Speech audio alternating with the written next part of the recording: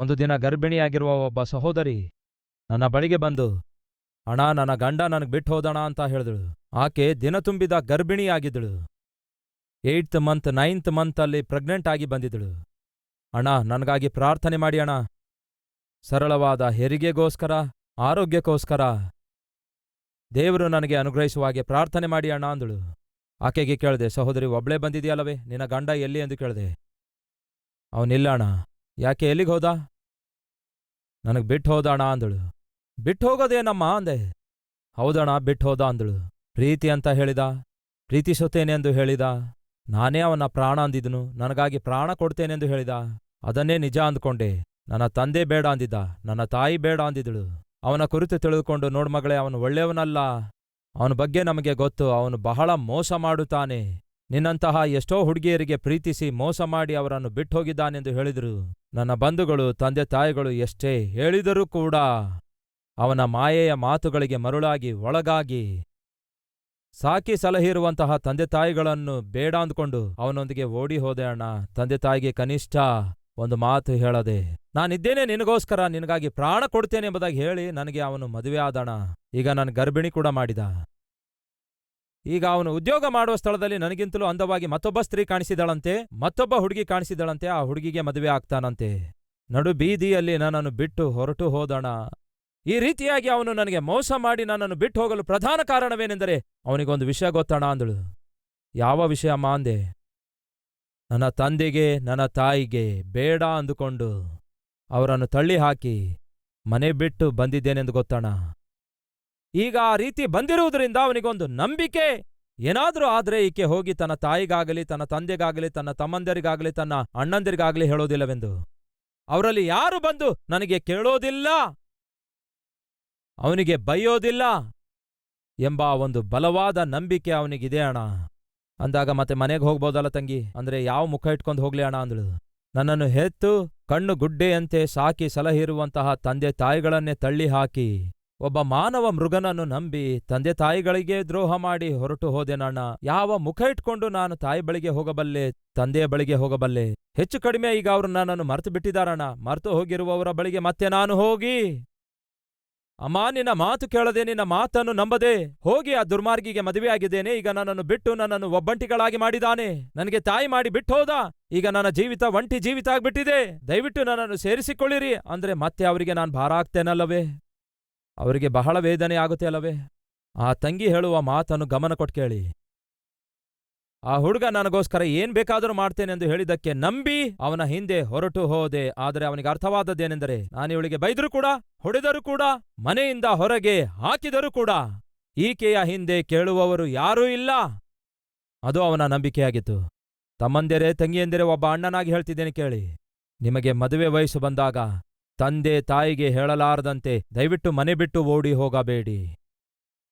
ಪ್ರೀತಿ, ಪ್ರೇಮ ಎಂಬುದಾಗಿ ಮಾನವ ಮೃಗಗಳು ಆಡುವಂತಹ ಮಾತುಗಳನ್ನು ನಂಬಿ ಮೋಸ ಹೋಗಬೇಡಿರಿ. ಪ್ರೀತಿ ಕುರುಡಾಗಿದೆ ಎನ್ನುವುದು ಸಾಧಾರಣ ಹೇಳಿಕೆ ಇದೆ.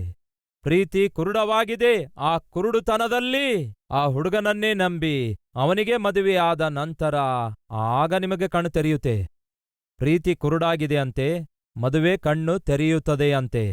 ಮದುವೆಯಾದ ನಂತರ ಕಣ್ಣು ತೆರೆಯುವುದಾದರೆ ಅವನು ನಿಮಗೆ ದೆವ್ವದಂತೆ ಕಾಣಿಸ್ತಾನೆ, ಅವನು ನಿಮಗೆ ಭೂತದಂತೆ ಕಾಣಿಸ್ತಾನೆ, ಅವನು ನಿಮಗೆ ರಾಕ್ಷಸನಂತೆ ಕಾಣಿಸ್ತಾನೆ, ಆಕೆಯನ್ನು ನಿಮಗೆ ದೆವ್ವದಂತೆ ಕಾಣಿಸುತ್ತಾಳೆ. ಮದುವೆಗಿಂತ ಮುಂಚೆ ನೀವು ಕಣ್ಣು ಮುಚ್ಚಿಕೊಂಡವರಾಗಿರ್ತೀರಿ. ಈ ದಿನ ನಿಮ್ಮಲ್ಲಿ ಯಾರಾದರೂ ಅಂತಹ ಪರಿಸ್ಥಿತಿ ಹಾದು ಹೋಗ್ತಿರಬಹುದು. ಮದುವೆಗಿಂತ ಮುಂಚೆ, ಅಣ್ಣ ನಿಮಗೇನು ಗೊತ್ತಣ್ಣ, ಮದುವೆಗಿಂತ ಮುಂಚೆ ಅವನು ಎಷ್ಟೋ ಒಳ್ಳೆಯವನಾಗಿದ್ದನು, ಮದುವೆಗಿಂತ ಮುಂಚೆ ಆ ಹುಡುಗಿ ಎಷ್ಟೋ ಒಳ್ಳೆಯವಳಾಗಿದ್ದಳು, ಮದುವೆ ಆದ ನಂತರ ಏನಾಯ್ತು, ಅವಾಗಲೇ ಗೊತ್ತಾಯ್ತಣ್ಣ, ಅವಾಗಲೇ ಕಣ್ಣು ತೆರೆದು ಅವನು ಎಷ್ಟು ರಾಕ್ಷಸನೆಂದು, ಆಕೆ ಎಂಥ ದೆವ್ವ ಆಗಿದ್ದಾಳೆಂದು. ಹೇಳುವುದಾದರೆ ಪ್ರಯೋಜನ ಏನು? ಒಂದು ವಿಷಯ ಹೇಳ್ತೇನೆ ಕೇಳಿ.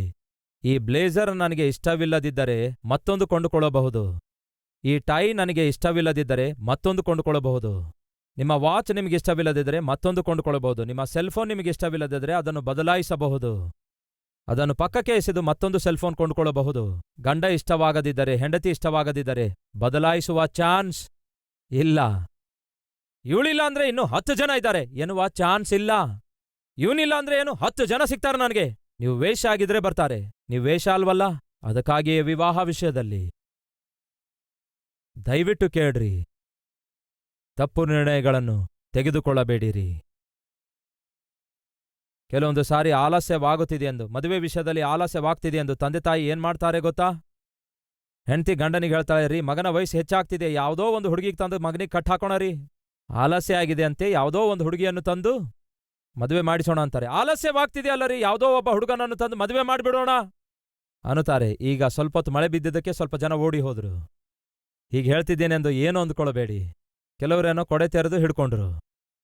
ಈಗ ನಾನು ಕೂಡ ನಿಮ್ಮ ಹಾಗೆ ಕೊಡೆ ಹಿಡ್ಕೊಂಡಾಗ್ಲಿ, ಇಲ್ಲವೇ ಹೋಗಿ ನನ್ನ ಕಾರಲ್ಲಿ ಕೂತ್ಕೊಂಡ್ರೆ ಇಂಥ ಅದ್ಭುತವಾದ ಮಳೆ ನಿಂತಿರುವ ವಾತಾವರಣ ನಾವು ಕಾಣಲು ಸಾಧ್ಯವಾಗ್ತಿರಲಿಲ್ಲ.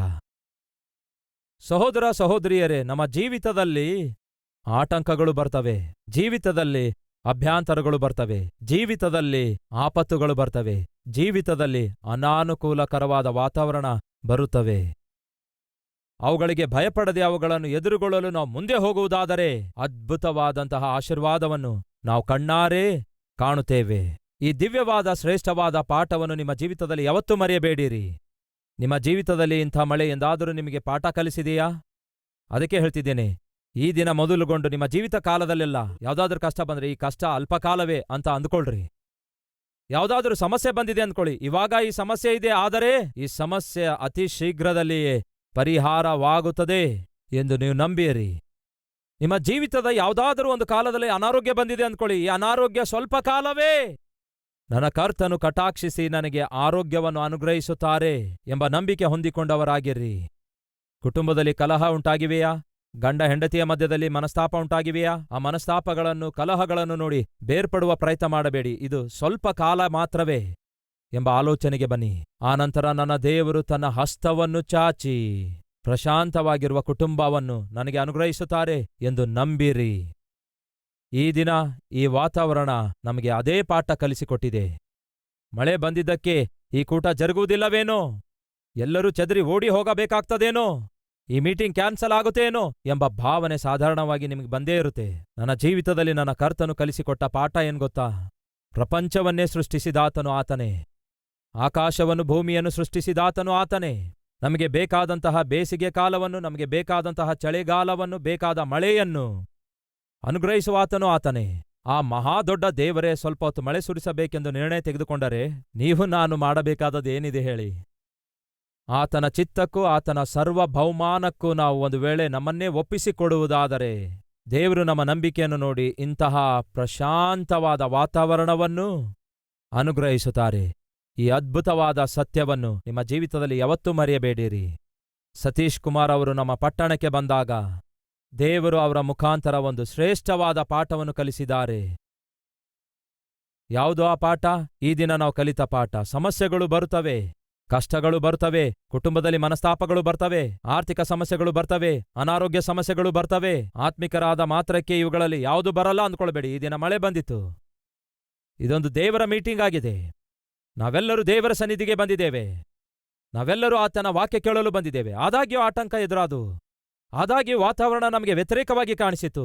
ಆದರೆ ದಯವಿಟ್ಟು ಕೇಳಿರಿ, ನಾವು ದೇವರ ಚಿತ್ತಕ್ಕೆ ಒಪ್ಪಿಸಿಕೊಡುವುದಾದರೆ, ದೇವರ ಉದ್ದೇಶಕ್ಕೆ ನಮ್ಮನ್ನು ನಾವು ಸಂಪೂರ್ಣವಾಗಿ ಒಪ್ಪಿಸಿಕೊಡುವುದಾದರೆ ಸ್ವಲ್ಪ ಕಾಲ ಮಾತ್ರವೇ ಆ ಮಳೆ ಇತ್ತು.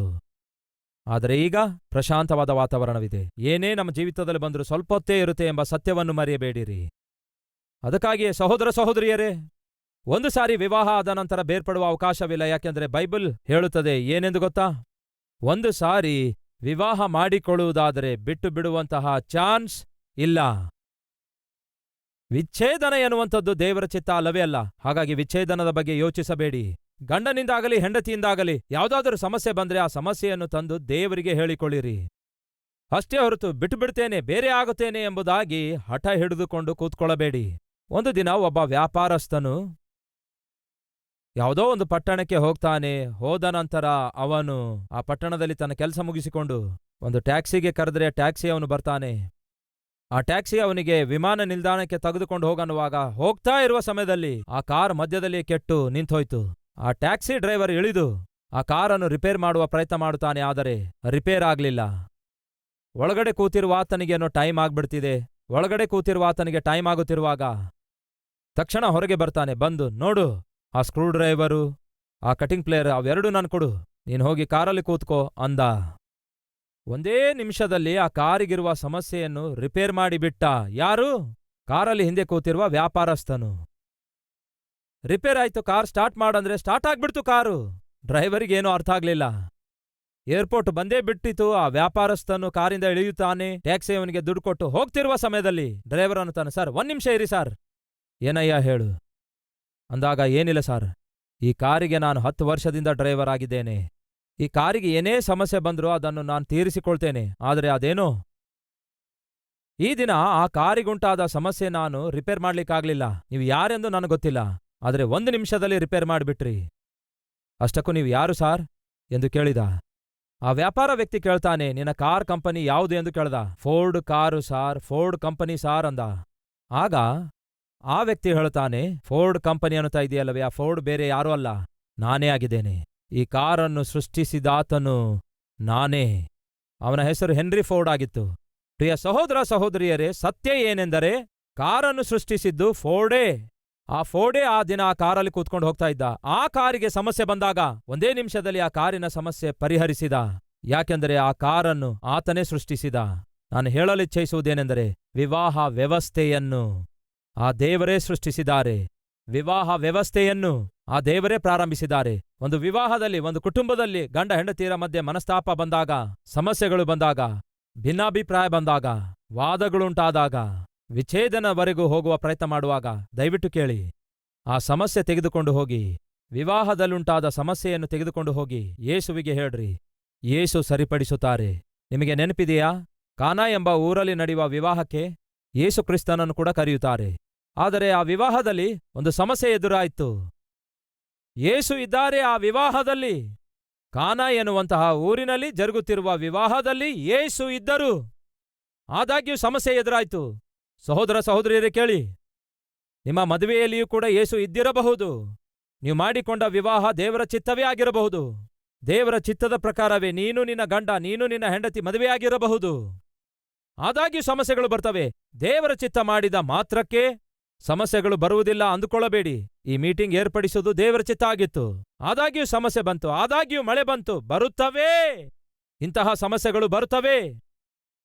ಆದರೆ ನಾವು ಮಾಡಬೇಕಾದದ್ದೇನೆಂದರೆ, ಆ ದೇವರು ಸರ್ವಶಕ್ತನಾದ ದೇವರಾಗಿದ್ದಾರೆ, ಸಮಸ್ತವನ್ನು ಸೃಷ್ಟಿ ಮಾಡಿದ ದೇವರಾಗಿದ್ದಾರೆ.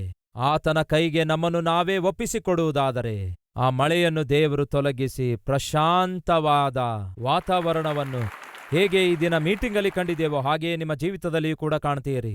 ಕುಟುಂಬದಲ್ಲಿ ಸಮಸ್ಯೆಗಳು ಬರ್ತವೆ. ಆ ದಿನ ವಿವಾಹದಲ್ಲಿ, ಕಾನಾ ಎನ್ನುವ ಊರಿನಲ್ಲಿ ಜರುಗುವ ವಿವಾಹದಲ್ಲಿ ಸಮಸ್ಯೆ ಎದುರಾಯಿತು. ಸಮಸ್ಯೆ ಬಂದಾಗ ಜರುಗಿದೇನೆಂದರೆ, ಹೋಗಿ ಆ ಸಮಸ್ಯೆ ಯೇಸುವಿಗೆ ತಿಳಿಸುತ್ತಾರೆ. ನಿಮ್ಮ ಕುಟುಂಬದಲ್ಲಿ ಸಮಸ್ಯೆ ಬಂದ್ರೆ ತಾಯಿಗೆ ಹೇಳಿದ್ರೆ ಸಮಸ್ಯೆ ತೀರೋದಿಲ್ಲ, ತಂದೆಗೆ ಹೇಳಿದ್ರೆ ಸಮಸ್ಯೆ ತೀರಿ ಹೋಗೋದಿಲ್ಲ. ನಿಮ್ಮ ಹೃದಯದಲ್ಲಿರುವ ಭಾರ ಅವರು ಅರ್ಥ ಮಾಡಿಕೊಳ್ಳಬಹುದೇ ಹೊರತು ಗಂಡ ಹೆಂಡತಿಯರ ಮಧ್ಯೆ ಉಂಟಾದ ಮನಸ್ತಾಪ ಅಷ್ಟು ಸುಲಭವಾಗಿ ಯಾರು ತೀರಿಸಲಿಕ್ಕಾಗತ್ತೆ ಹೇಳಿ? ಹಾಗಾದ್ರೆ ಯಾರಿಗೆ ಹೇಳಬೇಕು? ವಿವಾಹ ವ್ಯವಸ್ಥೆಯನ್ನು ಪ್ರಾರಂಭಿಸಿದಂತಹ ದೇವರೊಂದಿಗೆ ಹೇಳಿಕೊಳ್ಳಬೇಕು. ಆ ದಿನ ಕಾನಾ ಊರಿನ ವಿವಾಹದಲ್ಲಿ ದ್ರಾಕ್ಷರಸ ಮುಗಿದು ಹೋಗುತ್ತೆ, ವಿವಾಹದಲ್ಲಿ ಸಮಸ್ಯೆ ಎದುರಾಗುತ್ತೆ. ಯಾರಿಗೆ ಹೇಳಿದ್ರು? ನೇರವಾಗಿ ಹೋಗಿ ಯೇಸುವಿಗೆ ಹೇಳಿದ್ರು. 3ನೇ ಕಣ್ಣಿಗೆ ಗೊತ್ತಾಗಲಾರದಂತೆ ಆ ವಿವಾಹದಲ್ಲಿ ಉಂಟಾದ ಸಮಸ್ಯೆ ಯೇಸು ಏನ್ ಮಾಡಿದ್ರು? ತೀರಿಸಿಬಿಟ್ರು. 3ನೇ ಕಣ್ಣಿಗೆ ಗೊತ್ತಾಗದಂತೆ. ಆ ವಿವಾಹ ಏರ್ಪಡಿಸಿರುವ ಹಿರಿಯನಿಗೂ ಕೂಡ ಗೊತ್ತಾಗ್ಲಿಲ್ಲ ಪ್ರಿಯರೇ. ಅವನಿಗೂ ಕೂಡ ಗೊತ್ತಾಗಲಾರದಂತೆ ವಿವಾಹದಲ್ಲಿ ಬಂದಿರುವ ಸಮಸ್ಯೆಯನ್ನು ಏಸಯ್ಯ ತೀರಿಸಿಬಿಟ್ರು. ನಿಮ್ಮ ತಂದೆಗೆ ಗೊತ್ತಾಗದಂತೆ, ನಿಮ್ಮ ತಾಯಿಗೆ ಗೊತ್ತಾಗದಂತೆ ನಿಮ್ಮ ಕುಟುಂಬದಲ್ಲಿರುವ ಸಮಸ್ಯೆಯನ್ನು ನನ್ನ ಕರ್ತನು ತೀರಿಸಬಲ್ಲನು. ಯಾವಾಗ? ಯೇಸುವಿಗೆ ನೀವು ನಿಮ್ಮ ಸಮಸ್ಯೆಯನ್ನು ಹೇಳಿಕೊಳ್ಳುವಾಗ. ಇದು ಕ್ರೈಸ್ತಿಯ ಮೌಲ್ಯಗಳುಳ್ಳಂತಹ ಕುಟುಂಬ ಆಗಿದೆ. ದೇವರ ಚಿತ್ತಕ್ಕೆ ವಿಧೇಯರಾಗುವಂತಹ ಕುಟುಂಬದಲ್ಲಿ ದೇವರು ಮಾಡುವ ಕಾರ್ಯ ಆಗಿದೆ. ಒಂದು ವೇಳೆ ಅದೇ ವಿವಾಹದಲ್ಲಿ ದೇವರಿಗೆ ಸ್ಥಳವಿಲ್ಲದಿದ್ದರೆ, ಅದೇ ವಿವಾಹದಲ್ಲಿ ನೀವು ಮದುವೆ ಆಗುವ ಹುಡುಗ ಹುಡುಗಿ ವಿಶ್ವಾಸ ಇಲ್ಲದಿದ್ದರೆ ಏನಾಗುತ್ತೆ ಯೋಚಿಸಿ. ಒಬ್ಬ ತಮ್ಮ ಇದ್ದ, ಅವನು ಬಂದು ಏನು ಹೇಳ್ದ ಗೊತ್ತಾ? ಅಣ್ಣ, ನಾನು ಒಬ್ಬ ಅವಿಶ್ವಾಸಿಗೆ ಮದುವೆ ಆಗಬೇಕು ಎಂದು ಅಂದುಕೊಂಡಿದ್ದೇನೆ ಅಣ್ಣ ಅಂದ. ನಿನಗ್ಯಾಕೆ ಬಂತು ಆ ಆಲೋಚನೆ ಅಂದಾಗ, ಏನಿಲ್ಲಣ್ಣ, ವಿಶ್ವಾಸಿಗೆ ಮದುವೆ ಮಾಡಿಕೊಂಡಿದ್ದೇನೆ ಅಂದ್ಕೊಳ್ಳಿ. ಹಾಗಾದ್ರೆ ಒಬ್ಬ ವ್ಯಕ್ತಿಗೆ ಒಂದು ಆತ್ಮ ರಕ್ಷಣೆಗೆ ನಡೆಸುವ ಅವಕಾಶ ಎಲ್ಲಿರುತ್ತೆ? ಅದೇ ಒಂದು ಅವಿಶ್ವಾಸಿಗೆ ಮದುವೆ ಮಾಡಿಕೊಂಡರೆ ಒಂದು ಆತ್ಮ ನಾನು ರಕ್ಷಣೆಗೆ ನಡೆಸಬಹುದಲ್ಲವೇ? ಹಾಗಾಗಿ ನಾನು ಒಬ್ಬ ಅವಿಶ್ವಾಸಿಗೆ ಮದುವೆ ಆಗಬೇಕೆಂದು ಆಶಿಸುತ್ತಿದ್ದೇನೆ ಅಂದ. ಈ ದಿನ ನಮ್ಮಲ್ಲಿ ಯಾರಿಗಾದರೂ ಅಂತಹ ಹುಚ್ಚು ಆಲೋಚನೆ ಇದೆಯಾ? ಅಂತಹ ಹುಚ್ಚು ಯೋಚನೆಯನ್ನಾದ್ರೂ ಇದೆಯಾ? ಆಗ ಆ ತಮ್ಮನಿಗೆ ಹೇಳಿದೆ, ನೋಡಪ್ಪ, ಈಗ ನೀನು ಅವಿಶ್ವಾಸಿಗೆ ಮದುವೆಯಾಗಿ ಆ ಆತ್ಮವನ್ನು ರಕ್ಷಣೆಗೆ ನಡೆಸುವಿಯಾ ಅಂದಾಗ, ಹೌದಣ್ಣ ಅಂದ. ಮದುವೆ ಮುಖಾಂತರ ಆತ್ಮಗಳನ್ನು ರಕ್ಷಣೆಗೆ ನಡೆಸಬೇಕೆಂದು ದೇವರು ಯಾರಿಗೂ ಕೂಡ ಹೇಳಲಿಲ್ಲ. ಅವನೇನ್ ಹೇಳದ್ ಗೊತ್ತಾ? ಅಣ್ಣ, ಒಂದು ವಿಶ್ವಾಸಿಗೆ ಮದುವೆಯಾಗಿ ಆ ಒಂದು ಆತ್ಮವನ್ನು ರಕ್ಷಣೆಗೆ ನಡೆಸುತ್ತೇನೆ ಅಂದ. ಹಾಗೆ ಮಾಡದೆ 10 ಮಂದಿಗೆ ಮದುವೆಯಾಗಿ ಅವರನ್ನು ರಕ್ಷಣೆಗೆ ನಡೆಸುತ್ತೇನೆ ಎಂದು ಹೇಳಿಲ್ಲ ಪುಣ್ಯಾತ್ಮ. ಹಾಗೆ ಮಾಡೆಂದು ದೇವರು ಯಾರಿಗೂ ಹೇಳಿಲ್ಲ. ಯಾರೋ ಒಬ್ಬರನ್ನು ರಕ್ಷಣೆಗೆ ನಡೆಸುವುದಕ್ಕಾಗಿ ನೀವು ಅವಿಶ್ವಾಸಿಗೆ ಮದುವೆಯಾಗಿರಿ ಎಂದು ದೇವರು ಹೇಳಲಿಲ್ಲ. ಮತ್ತಷ್ಟು ಅರ್ಥ ಆಗುವಂತೆ ಹೇಳ್ತೇನೆ ಕೇಳಿ. ಅವಿಶ್ವಾಸಿಗೆ ಮದುವೆ ಆಗುವುದಾದರೆ ಏನಾಗುತ್ತೆ ಹೇಳ್ತೇನೆ ಕೇಳಿ. ಈಗ ಅವಿಶ್ವಾಸಿ ಅಲ್ಲಿದ್ದಾಳೆ ಅಂದ್ಕೊಳ್ಳಿ. ನೀವು ಅವಿಶ್ವಾಸಿಗೆ ಮದುವೆ ಆಗಿದ್ದೀರಿ, ಆಕೆ ಕೆಳಗಿದ್ದಾಳೆ ಅಂದ್ಕೊಳ್ಳಿ. ನೀವೇನೋ ಆತ್ಮಿಕರಾಗಿದ್ದೀರಿ, ರಕ್ಷಿಸಲ್ಪಟ್ಟಿದ್ದೀರಿ, ಉನ್ನತವಾದ ಮೌಲ್ಯಗಳುಳ್ಳವರಾಗಿ, ಉನ್ನತವಾದ ನಂಬಿಕೆಯುಳ್ಳವರಾಗಿ, ಈಗೋ ಈ ರೀತಿ ಎತ್ತರವಾದ ಸ್ಥಳದಲ್ಲಿ ನೀವಿದ್ದೀರಿ ಅಂದ್ಕೊಳ್ಳಿ. ಈಗ ನೀವು ಅವಿಶ್ವಾಸಿಗೆ ಮದುವೆಯಾಗಿದ್ದೀರಿ ಅಂದ್ಕೊಳ್ಳಿ. ಆ ಅವಿಶ್ವಾಸಿಯೇನೋ ಸ್ವಲ್ಪ ಮಟ್ಟಿಗೆ ಕೆಳಮಟ್ಟದ ಜೀವಿತ ಜೀವಿಸುತ್ತಿದ್ದಾಳೆ. ಈಗ ಆಕೆಯನ್ನು ನೀವು ಮೇಲೆ ಎತ್ತಬೇಕೆಂದು ಮೇಲ್ಗಡೆಯಿಂದ ನೀವು ಆಕೆಗೆ ಕೈಕೊಟ್ಟು ನಿಮ್ಮ ಹೆಂಡತಿಗೆ ನಿಮಗಿರುವ ಬೆಲೆ ಬಾಳುವ ನಂಬಿಕೆಯಲ್ಲಿ ನಡೆಸಬೇಕು ಅಂದುಕೊಂಡು ಆಕೆಗೆ ನೀವು ಮೇಲೆ ಎಳೆಯಲು ಪ್ರಯತ್ನಿಸ್ತೀರಿ. ಆಕೆಯನ್ನು ನಿಮಗೆ ಕೆಳಗೆ ಎಳೆಯುತ್ತಾ ಇರುತ್ತಾಳೆ. ಈಗ ನೀವು ಹೇಳಿ, ಯಾರು ಗೆಲ್ಲುತ್ತಾರೆ ಎಂದು? ಮೇಲಕ್ಕೆ ಎಳೆಯುವಂಥದ್ದೇ ಸುಲಭವಾಗಿದೆ ಅನ್ನುತ್ತೀರಾ, ಇಲ್ಲವೇ ಕೆಳಗೆ ಎಳೆಯುವುದು ಸುಲಭ ಅನ್ನುತ್ತೀರಾ? ಕೆಳಗೆಳೆಯುವುದೇ ಸುಲಭ. ಈಗ ಅರ್ಥ ಆಯ್ತಾ? ನೀವು ಆಕೆಯನ್ನು ಮೇಲಕ್ಕೆ ಎಳೆಯಲು ಹೋಗಿ ಅನವಶ್ಯಕವಾಗಿ ನೀವೇ ಕೆಳಗೆ ಬೀಳ್ತೀರಿ. ಇಂಥ ಹುಚ್ಚು ಕೆಲಸ ಮಾಡಬೇಡಿ ಪ್ರಿಯ ಸಹೋದರ ಸಹೋದರಿಯರೇ. ಅದಕ್ಕೆ ವಿಶ್ವಾಸಿಯನ್ನೇ ಮದುವೆ ಆಗಬೇಕು. ಆದರೆ ಸಂಸೋನನಂತೆ ಮಹಾಬಲಿಷ್ಠನಾಗಿದ್ದನಂತೆ, ಹಾಗಾಗಿ ಅವಿಶ್ವಾಸಿಗೆ ಮದುವೆ ಆಗುತ್ತಾನಂತೆ. ತಂದೆ ತಾಯಿಗೆ ಬ್ಲ್ಯಾಕ್ ಮೇಲ್ ಮಾಡಿಬಿಟ್ಟ. ಏನೇ ಆಗ್ಲಿ ಆ ಹುಡುಗಿಗೆ ನಾನು ಕೊಟ್ಟು ಮದುವೆ ಮಾಡಬೇಕಂದಾಗ, ಅಯ್ಯೋ ಸ್ವಲ್ಪ ಇರು ಮಗನೇ, ಆಕೆ ಅವಿಶ್ವಾಸಿ, ಆದರೆ ನನಗೇನು? ಆಕೆ ದೇವರ ಚಿತ್ತ ಅಲ್ಲ ಮಗನೇ, ಇಲ್ಲದಿದ್ರೆ ನನಗೇನು? ನೀನು ಸುಖವಾಗಿ ಸೌಖ್ಯವಾಗಿರೋದಿಲ್ಲ ಮಗನೇ. ಯಾರು ಹೇಳಿದ್ದಾರೆ ನಿಮಗೆ? ಯಾಕೆ ಅವಿಶ್ವಾಸಿಗೆ ಮದುವೆ ಆದರೆ ಸಂತೋಷವಾಗಿರುವುದಿಲ್ಲವೋ? ನಾವು ಸಮಾಧಾನದಿಂದ ಇರೋದಿಲ್ಲವೋ? ಸೌಖ್ಯದಿಂದಿರುವುದಿಲ್ಲವೋ? ಸಂತೋಷದಿಂದಿರುವುದಿಲ್ಲವೋ? ಏನಿದು ನಿಮ್ಮ ಹುಚ್ಚಾಲೋಚನೆ, ಹುಚ್ಚು ಮಾತುಗಳು? ಈಗ ಏನನ್ನುತ್ತಿ ಮಗನೇ? ಆ ಹುಡುಗಿಗೆ ಮದುವೆ ಆಗ್ತೇನೆ ಎಂಬ ಹಠ ಹಿಡ್ಕೊಂಡು ಕೂತ್ಕೊಂಡ. ಕೊನೆಗೆ ಏನಾಯ್ತು? ಸಂಸೋನನು, ದಯವಿಟ್ಟು ಕೇಳಿ, ಪ್ರಾರ್ಥನೆಯಿಂದ ಹುಟ್ಟಿದವನಾಗಿದ್ದ, ನಾಜೀರು ಮಾಡಲ್ಪಟ್ಟವನಾಗಿದ್ದ, ಅಂದರೆ ಪ್ರತ್ಯೇಕಿಸಲ್ಪಟ್ಟವನಾಗಿದ್ದ, ಪ್ರತಿಷ್ಠಿಸಲ್ಪಟ್ಟವನಾಗಿದ್ದ, ಪ್ರಭುವಿಗೋಸ್ಕರ ಜೀವಿಸಬೇಕಾದವನಾಗಿದ್ದ, ಪ್ರಭುವಿನ ಪರಿಚರ್ಯ ಮಾಡಬೇಕಾದವನಾಗಿದ್ದ, ಪರಿಪಾಲಿಸಬೇಕಾದವನಾಗಿದ್ದ, ಫಿಲಿಸ್ಟಿಯರ ಕೈಯಿಂದ ತನ್ನ ಪ್ರಜೆಗಳನ್ನು ಬಿಡಿಸಬೇಕಾದವನಾಗಿದ್ದ. ಇಂಥ ದೊಡ್ಡ ಜವಾಬ್ದಾರಿಕೆ ದೇವರು ಸಂಸೋನನ ಮೇಲೆ ಇಟ್ಟಿದ್ರು ಪ್ರಿಯರೇ. ಆದರೆ ಸಂಸೋನನು ಏನ್ ಮಾಡಿದ ಗೊತ್ತಾ? ಒಂದು ಹುಡುಗಿಯ ಪ್ರೀತಿಯ ಬಂಧನದಲ್ಲಿ ಬಿದ್ದೋದ, ಮರೆತು ಹೋದ. ತಾನು ಪ್ರತ್ಯೇಕಿಸಲ್ಪಟ್ಟ ವಿಷಯ ಮರೆತು ಹೋದ. ತಾನು ಪ್ರತಿಷ್ಠಿಸಲ್ಪಟ್ಟವನೆಂಬ ವಿಷಯ ಮರೆತು ಹೋದ. ತಾನು ಪರಿಶುದ್ಧನಾಗಿ ಜೀವಿಸಬೇಕೆಂಬ ವಿಷಯ ಮರೆತು ಹೋದ. ಪ್ರಜೆಗಳ ಪಕ್ಷದಲ್ಲಿ ಹೋರಾಡಬೇಕು ಎಂಬ ವಿಷಯ ಮರೆತು ಹೋದ. ಪ್ರಭುವಿನ ಪರಿಚರ್ಯ ಮಾಡಬೇಕು ಎಂಬ ವಿಷಯ ಮರೆತು ಹೋದ. ಪ್ರೀತಿ ಪ್ರೇಮ ಎಂದು ಹೇಳಿ ಆ ಹುಡುಗಿಯ ಹಿಂದೆ ಬೀಳುತ್ತಾನೆ. ಕೊನೆಗೇನಾಗುತ್ತೆ? ಮದುವೆ ಮಾಡಿಕೊಳ್ತಾನೆ. ದೇವರ ಚಿತ್ತಕ್ಕೆ ವ್ಯತಿರೇಕವಾಗಿ ಮದುವೆ ಮಾಡಿಕೊಳ್ಳುತ್ತಾನೆ. ನ್ಯಾಯಸ್ಥಾಪಕರು 1ನೇ ಅಧ್ಯಾಯ ವಚನ 1-3 ಓದುವಾಗ ಅಲ್ಲಿ ನೀವು ಗಮನಿಸುವುದೇನು ಗೊತ್ತಾ? ಪ್ರೀತಿ ಪ್ರೇಮ ಅಂತ ಹೇಳಿ ಮದುವೆ ಮಾಡಿಕೊಳ್ತಾನೆ. ಆ ಮದುವೆ ಸಂಬಂಧ ಕೊನೆಗೆ ಪೂರ್ತಿಯಾಗಿ ಮುರಿದು ಹೋಯ್ತು. ಸಂಸೋನನಿಗೂ ಸಂಸೋನನ ಹೆಂಡತಿಗೂ ಮಧ್ಯ ಜಗಳ ಉಂಟಾಗುತ್ತೆ. ಸಂಸೋನನಿಗೆ ಕೋಪ ಬರುತ್ತೆ. ಛೀ, ನಿನ್ನೊಂದಿಗೆ ನಾನು ಸಂಸಾರ ಮಾಡಲ್ಲ, ಇನ್ಮೇಲೆ ನನಗೆ ನೀನು ಬೇಡ ಎಂದು ಹೇಳಿ ಸಂಸೋನ ತನ್ನ ಹೆಂಡತಿಗೆ ಬಿಟ್ಟು ಹೋದ. ಸಂಸೋನನು ಹೊರಟು ಹೋದ. ಪ್ರೀತಿ ಪ್ರೇಮ ಎಂದು ಹೇಳಿ ಪ್ರಭುವಿಗೂ ಪ್ರಭುವಿನ ಚಿತ್ತಕ್ಕೆ ವ್ಯತಿರೇಕವಾಗಿ ಒಬ್ಬ ಪಾಪಿಷ್ಟ ಹುಡುಗಿಯನ್ನು ಪ್ರೀತಿಸಿ ಮದುವೆ ಮಾಡಿಕೊಳ್ತಾನೆ. ಕೊನೆಗೆ ಜರುಗಿದ್ದೇನು ಗೊತ್ತಾ? ಸಂಸೋನನ ವಿವಾಹ ಸಂಬಂಧ ಪೂರ್ತಿಯಾಗಿ ಮುರಿದು ಹೋಯಿತು. ಒಬ್ಬಂಟಿಗನಾದ. ಸ್ವಲ್ಪ ಕಾಲವಾದ ನಂತರ ಮದುವೆಯಾದ ಮೇಲೆ ಗಂಡ ಹೆಂಡತಿ ಅಂದ ಮೇಲೆ ಸ್ವಲ್ಪ ಮನಸ್ತಾಪಗಳಿರ್ತವೆ ಬಿಡು. ಹೋಗಿ ಆಕೆಗೆ ಭೇಟಿಯಾಗೋಣ, ಮಾತಾಡಿ ಆಕೆಯೊಂದಿಗೆ ಸಮಾಧಾನಗೊಳ್ಳೋಣ ಎಂದು ಯೋಚಿಸಿ ತಿರುಗಿ ಮತ್ತೆ ಫಿಲಿಸ್ಟಿಯರ ದೇಶಕ್ಕೆ ಹೋಗ್ತಾನೆ. ತನ್ನ ಹೆಂಡತಿ ಬಳಿಗೆ ಹೋಗ್ತಾನೆ. ಅವನ ಮಾಮ ಎದುರುಗೊಳ್ತಾನೆ. ಯಾಕೆ ಸಂಸೋನ ಮತ್ತೆ ಬಂದೆ? ಅಂದಾಗ ನನ್ನ ಹೆಂಡತಿ ಬಳಿ ಬಂದಿದ್ದೇನೆ, ಹೆಂಡತಿಯನ್ನು ಕರೆದೊಯ್ಯಲು ಬಂದಿದ್ದೇನೆ ಅಂದ. ಇದೇನು ಬೇಡ ಅಂದಿದೆಯಲ್ಲವೇ? ಬಿಟ್ಟು ಹೊರಟೋದಿಯಲ್ಲವೇ? ಇನ್ಮೇಲೆ ಮುಖ ನೋಡಲ್ಲ ಅಂದಿಯಲ್ಲವೇ? ಅದೇನೋ ಕೋಪದಲ್ಲಿ ಅಂದಿದ್ದೇನೆ ಬಿಡಿರಿ. ನೀನೇನೋ ಕೋಪದಲ್ಲಿ ಅಂದಿದ್ದೀಯಾದರೆ ನೀನು ನಿಜವಾಗ್ಲೂ ಆಕೆಯನ್ನು ಬಿಟ್ಟು ಹೊರಟೋದಿ ಅಂದುಕೊಂಡು ನನ್ನ ಮಗಳಿಗೆ ನಿನ್ನ ಸ್ನೇಹಿತನಿಗೆ ಕೊಟ್ಟು ಮದುವೆ ಮಾಡಿಸಿದೆ. ಏನಂದ್ರಿ? ನನ್ನ ಹೆಂಡತಿಯನ್ನು ನನ್ನ ಸ್ನೇಹಿತನಿಗೆ ಕೊಟ್ಟು ನೀನು ಮದುವೆ ಮಾಡಿಸಿದೀಯಾ? ಹೌದು, ನಾನು ತಂದೆಯಾಗಿರುವುದರಿಂದ ನನಗೆ ಆ ಜವಾಬ್ದಾರಿ ಇರುವುದರಿಂದ ನೀನು ಆಕೆಯನ್ನು ಬಿಟ್ಟು ಹೋಗಿರುವುದರಿಂದ ಹಾಗೆ ಮಾಡಿದೆ. ನನಗೇನು ಗೊತ್ತು ನೀನು ತಿರುಗಿ ಬರುತ್ತೀಯೆಂದು? ನನಗೇನು ಗೊತ್ತು ನಿನ್ನ ಮಾನಸಿಕ ಸ್ಥಿತಿ ಸ್ಥಿರವಾದದ್ದಲ್ಲವೆಂದು? ನನಗೇನು ಗೊತ್ತು ದಿನಕ್ಕೊಂದು ನೀನು ಮಾತಾಡುತ್ತೀಯೆಂದು? ನೀನು ಬಿಟ್ಟು ಹೊರಟೋದಾಗ ನಿಜವಾಗ್ಲೂ ಬಿಟ್ಟು ಹೊರಟೋದಿ ಅಂದುಕೊಂಡೆ, ತಿರುಗಿ ಬರ್ತೀಯೆಂದು ನನಗೇನು ಗೊತ್ತು? ಹೀಗೆ ಗಂಟೆಗೊಂದು ಮಾತು ದಿನಕ್ಕೊಂದು ಮಾತು ಬದಲಾಯಿಸ್ತೀಯೆಂದು ನನಗೇನು ಗೊತ್ತಯ್ಯ? ಅದಕ್ಕಾಗಿಯೇ ನಾನು ಮಗಳಿಗೆ ಮದುವೆ ಮಾಡಿಸಿದೆ. ಆಗ ಸಂಸೋನನ ಹೃದಯ ಒಡೆದು ಹೋಯಿತು. ನಾನು ಪ್ರೀತಿಸಿ ಮದುವೆ ಮಾಡಿಕೊಂಡಿರುವ ಹುಡುಗಿಗೆ ಈಗ ನೀನು ನನ್ನ ಸ್ನೇಹಿತನಿಗೆ ಕೊಟ್ಟು ಮದುವೆ ಮಾಡಿಸಿದೀಯಾ? ಹೌದು, ಮದುವೆ ಮಾಡಿಸಿದ್ದೇನೆ ಅಂದಾಗ ಸಂಸೋನನು ಬಹಳ ಕೋಪಗೊಳ್ಳುತ್ತಾನೆ.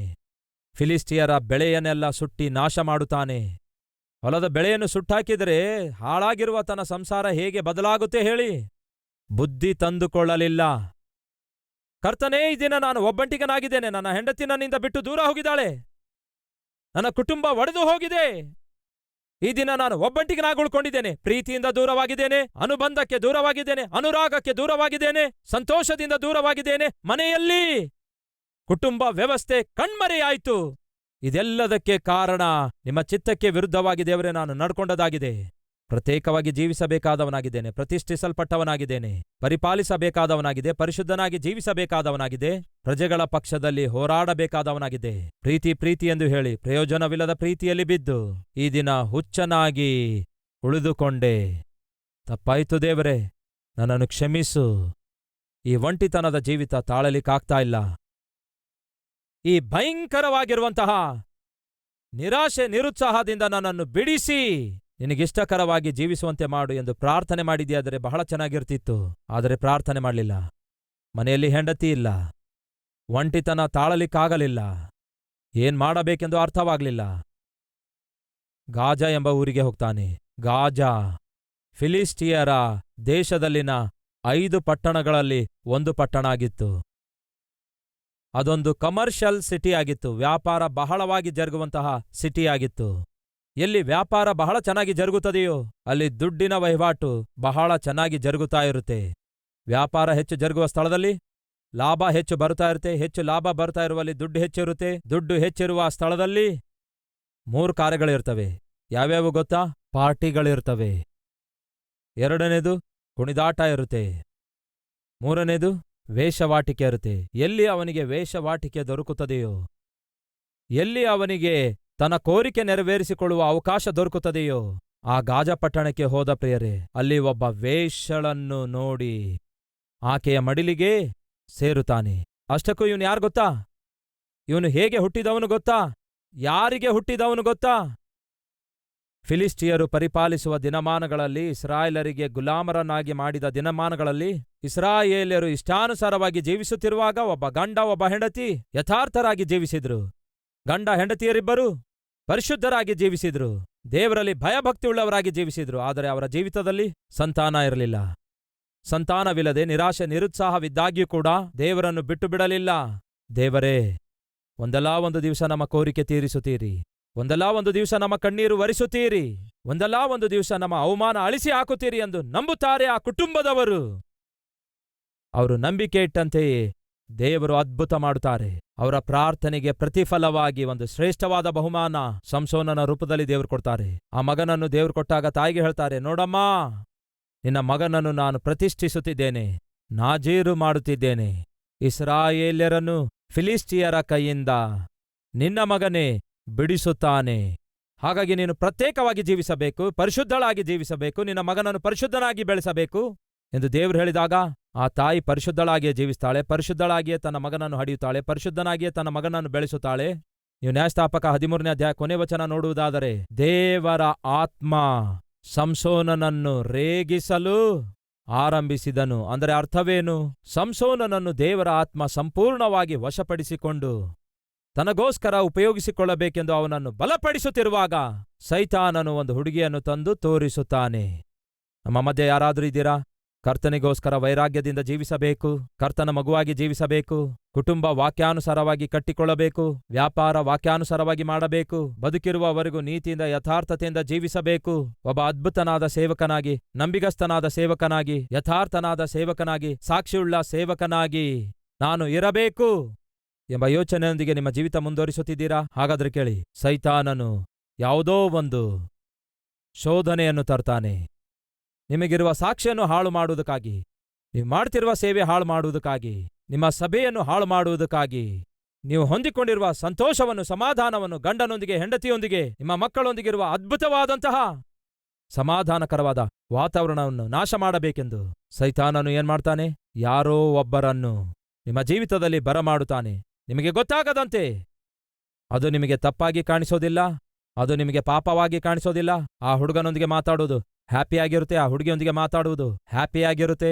ಮದುವೆ ಆದಾಗ್ಯೂ ಕೂಡ ಉದ್ಯೋಗ ಮಾಡುವ ಸ್ಥಳದಲ್ಲಿ ಪರಪುರುಷನೊಂದಿಗೆ ಮಾತಾಡುವುದು, ಅವನೊಂದಿಗೆ ಸಡಿಲಾಗಿರುವುದು, ಅವನೊಂದಿಗೆ ಪರಿಚಯ ಬೆಳೆಸಿಕೊಳ್ಳುವುದು, ಅವನೊಂದಿಗೆ ಯಾವಾಗಲೂ ಮಾತಾಡುವುದು ಹಾಯಾಗಿರುತ್ತೆ, ಹ್ಯಾಪಿಯಾಗಿರುತ್ತೆ. ಹೆಂಡತಿ ಇದ್ದಾಗ್ಯೂ ಕೂಡ ಉದ್ಯೋಗ ಮಾಡುವ ಸ್ಥಳದಲ್ಲಿ, ವ್ಯವಸಾಯ ಮಾಡುವ ಸ್ಥಳದಲ್ಲಿ, ವ್ಯಾಪಾರ ಮಾಡುವ ಸ್ಥಳದಲ್ಲಿ, ವೈದ್ಯಕೀಯ ಮಾಡುವ ಸ್ಥಳದಲ್ಲಿ, ವಿದ್ಯೆ ಕಲಿಸುವಂತಹ ಸ್ಥಳದಲ್ಲಿ, ಅಂದ್ರೆ ಪಾಠ ಮಾಡುವ ಸ್ಥಳದಲ್ಲಿ ನಿಮ್ಮ ಜೊತೆ ಇರುವವರೊಂದಿಗೆ ಬೆಳೆಸಿಕೊಂಡ ಪರಿಚಯ ನಿಮಗೆ ಸಂತೋಷ ಕೊಡುತ್ತೆ, ಆನಂದ ಕೊಡುತ್ತೆ. ಆದರೆ ದಯವಿಟ್ಟು ಕೇಳಿರಿ, ಆ ಸಂತೋಷದ ಹಿಂದೆ, ಆ ಆನಂದದ ಹಿಂದೆ ಭಯಂಕರವಾಗಿರುವಂತಹ ಶಾಪ ಅಡಕವಾಗಿದೆ ಎನ್ನುವುದನ್ನು ಮರೆಯಬೇಡಿ. ಬನ್ನಿರಿ ಪ್ರಾರ್ಥಿಸೋಣ.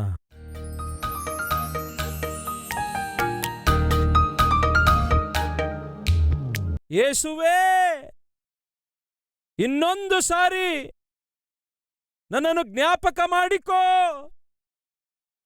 ನನ್ನನ್ನು ಮನ್ನಿಸು, ನನ್ನನ್ನು ಕ್ಷಮಿಸು, ನಮ್ಮನ್ನು ಅಂಗೀಕರಿಸಿರಿ ದೇವರೇ.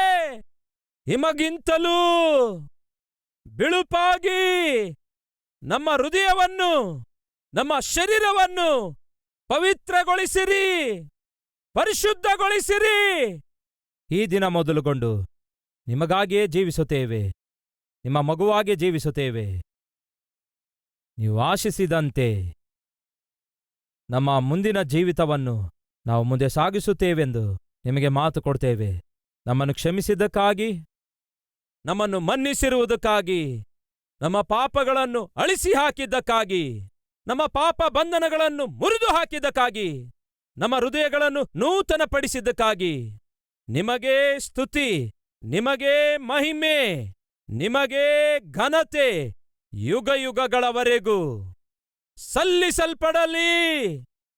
ಆಮೇನ್, ಆಮೇನ್, ಆಮೇನ್. ನಮ್ಮ ವಿಳಾಸ Calvary, post box number 30, Kukatpally, Hyderabad 72.